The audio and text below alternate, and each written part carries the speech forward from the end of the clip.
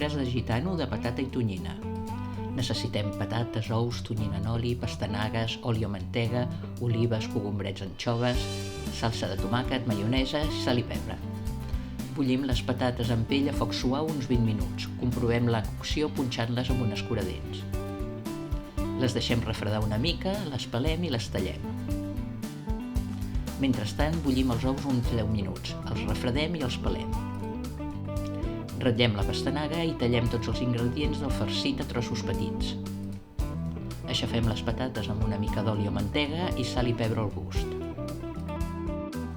Posem aquest puré de patates sobre un paper de forn i formem un rectangle.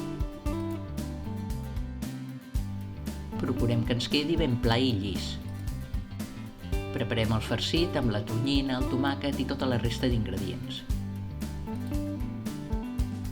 Distribuïm el farcit uniformement sobre la patata, deixant un marge en un costat. Formem un cilindre amb ajuda del paper i l'emboliquem.